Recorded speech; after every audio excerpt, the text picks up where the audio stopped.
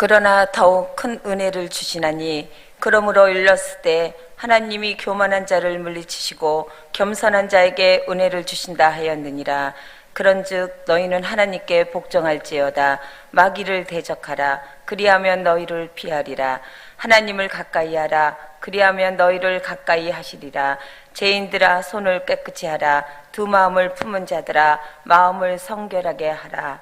아멘. 할렐루야.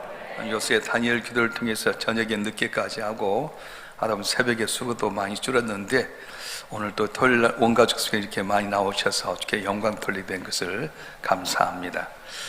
하나님은 놀라운 능력을 갖고 계십니다. 나중된 자를 먼저 되게 하시고요, 미약한 자를 창대케 만드십니다. 아브라함이 보잘것 없이 혼자서 온 것 같았지만 믿음의 조상이 되게끔 그 자 하늘의 별처럼 바다의 모래처럼 번성하게 만드셨습니다.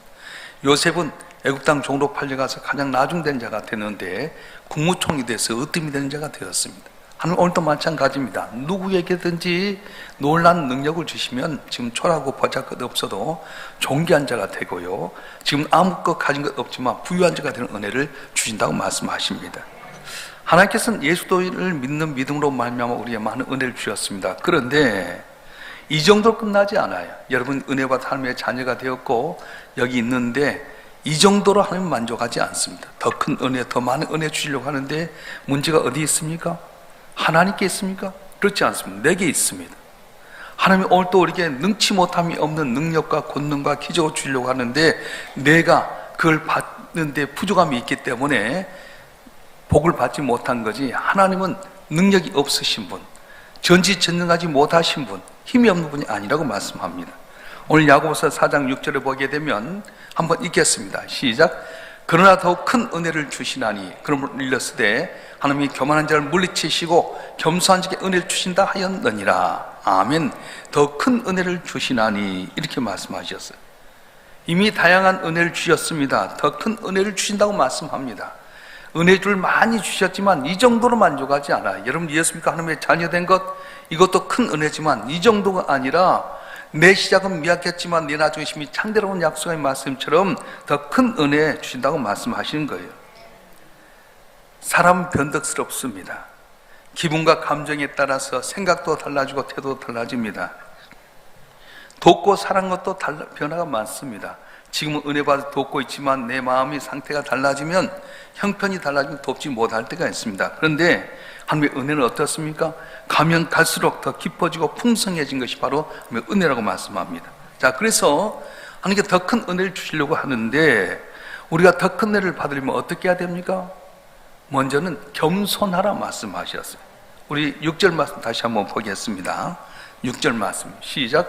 그러나 더 큰 은혜를 주시나니 그러면 일렀으되 하나님이 교만한 자를 물리치시고 겸손한 자의 은혜를 주신다 하였느니라. 아멘.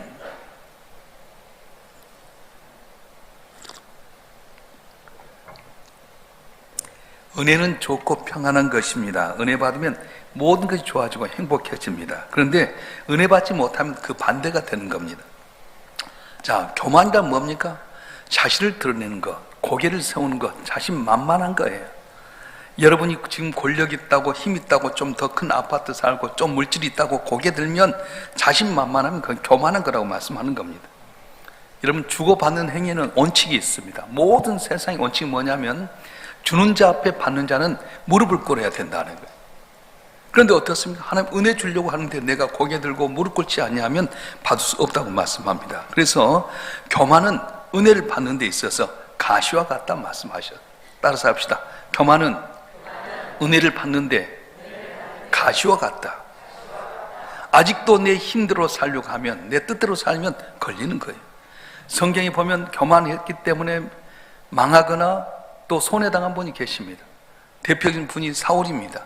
사울은 저대 왕이 되었고요, 모든 이스라엘 백성들에게 인기가 절정에 이르렀습니다. 그런데 백성의 인기만 믿고 있다가 하나님 앞에 신앙을 소홀히 하다가 결국은 멀리 하게 되고 결과는 어떻겠습니까?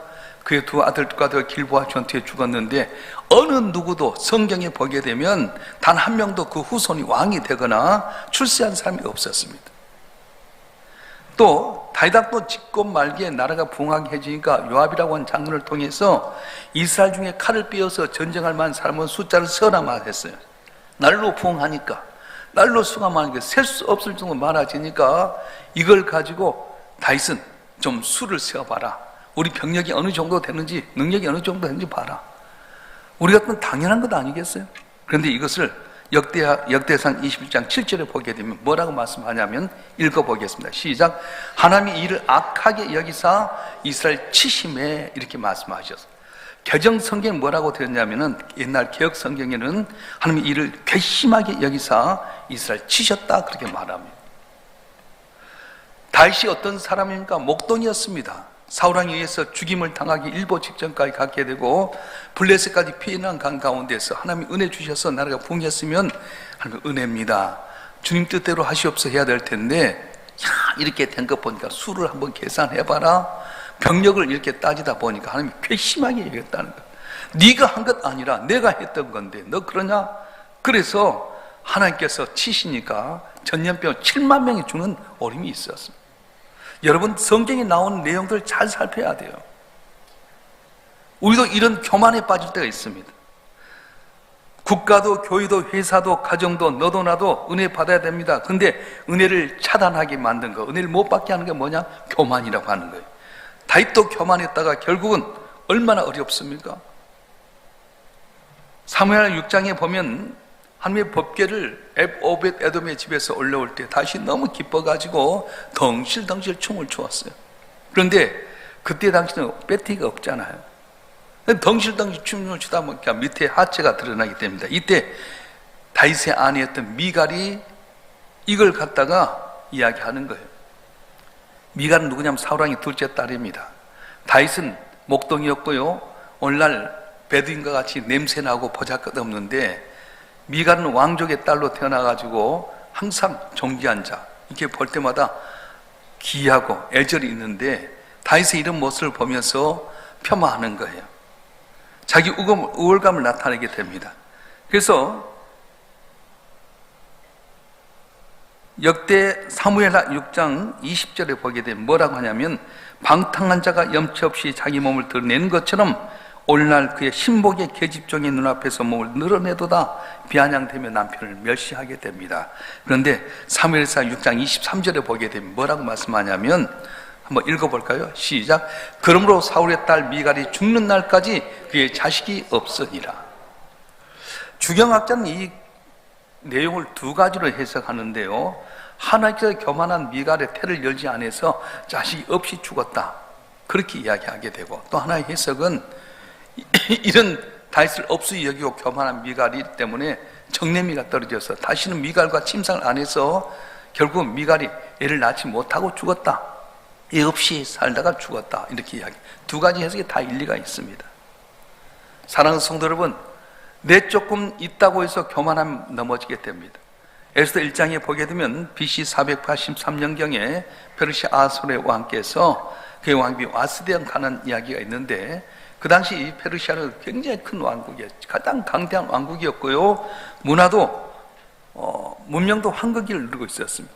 근데 이 아수르 왕이 얼마나 나라가 강대했냐면 매일 잔치를 베푼데 180일 동안 잔치를 했는데 연 인원이 얼마나, 총 15,000명이 연 인원이 계속 잔치에 참여하게 됐어요.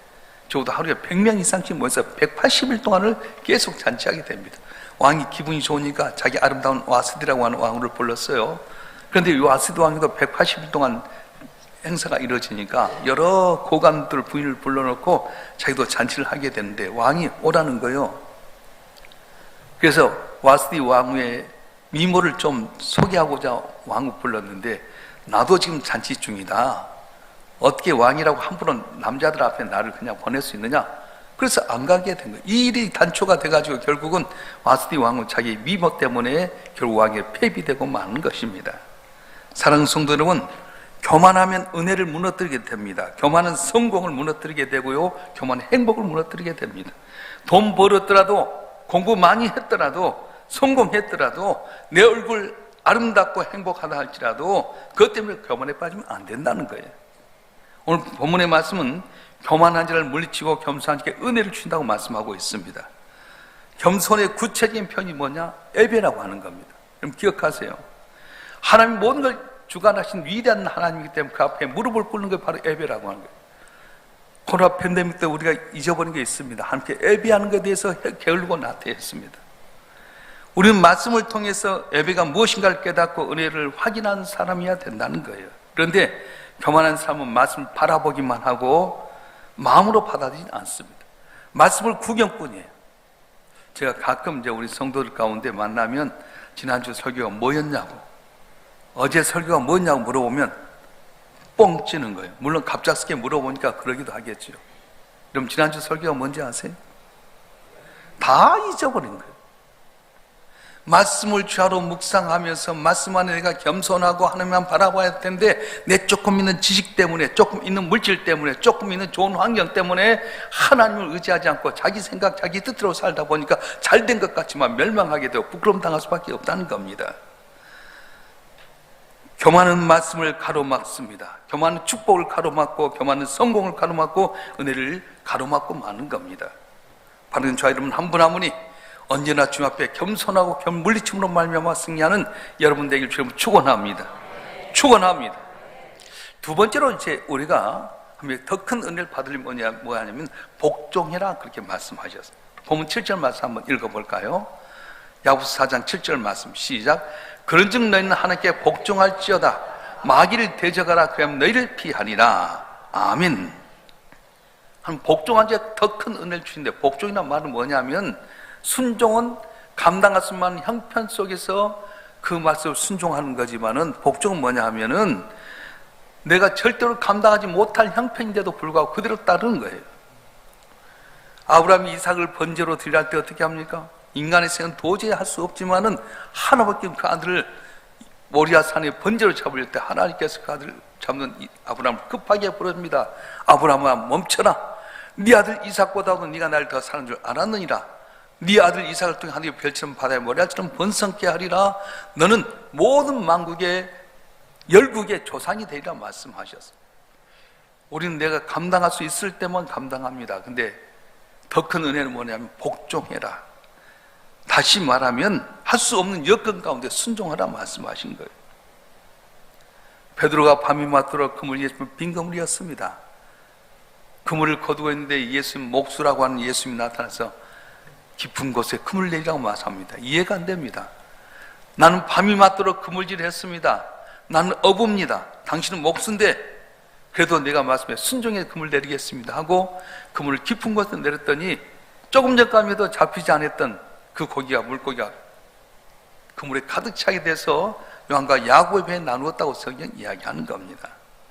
이해가 되지 않지만 전능하신 하나님 믿고 순종하고 복종하며 살아갈 때에 아들까지 아낌없이 내오신 하나님은 이 세상의 좋은 곳으로 여러분의 삶을 채워주실 줄로 믿습니다. 채워주실 줄로 믿습니다. 할렐루야. 더 큰 은혜를 받기 위해서 해야 될 것이 겸손해라, 복종해라. 근데 오늘 본문의 말씀을 보게 되면 뭐라 하나님을 가까이 하라 말씀하셨어요. 8절 말씀 한번 읽어볼까요? 시작. 하나님을 가까이 하라. 그리하면 너희를 가까이 하시리라. 죄인들아 손을 깨끗이 하라. 두 마음을 품은 자들아 마음을 성결하게 하라. 아멘.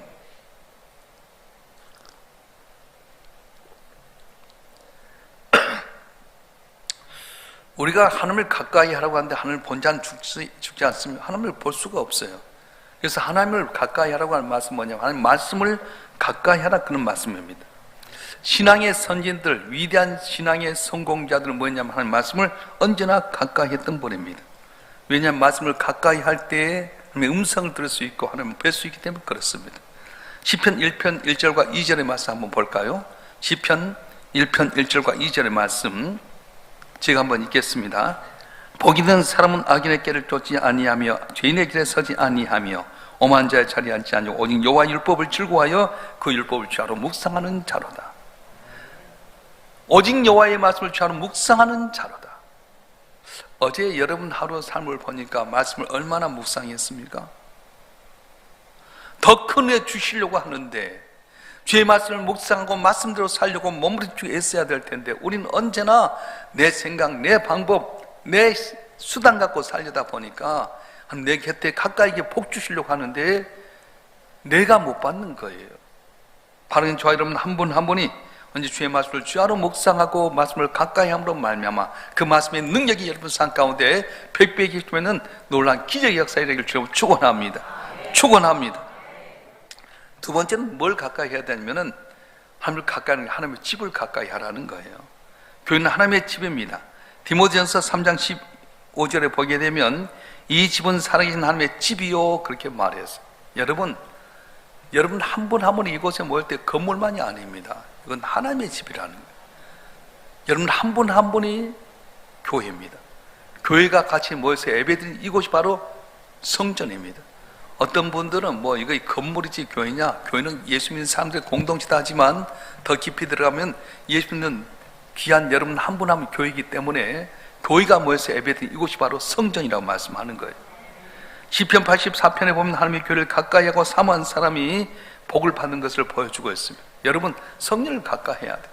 어떤 분은 이사하게 될 때요 집값이 싸고 또 어떤 경제적인 이득이 있어서 가는데 좋을 수 있지만 아니에요.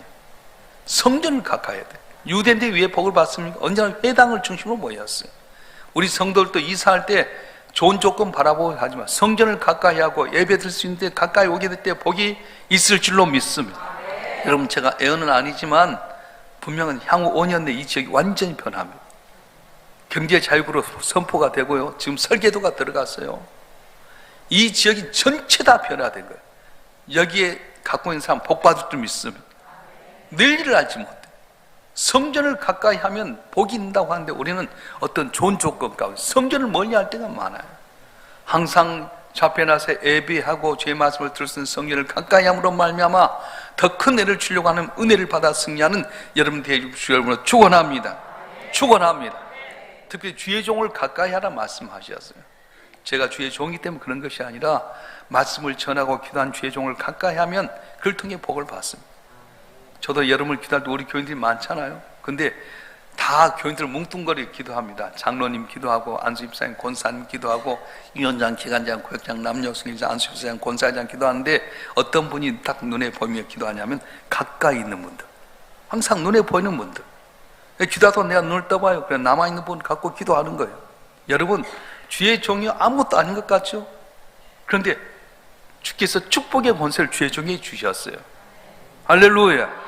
여러분이 더 큰 은혜를 받으려면 지금도 은혜 받아 하나님의 자녀가 되었습니다. 그런데 더 큰 은혜를 받으려면 항시 성전을 가까이 하고 말씀을 가까이 하고 말씀을 전하고 기도한 주의 종을 가까이 하게 될 때에 놀라운 은혜가 임할 줄로 믿습니다.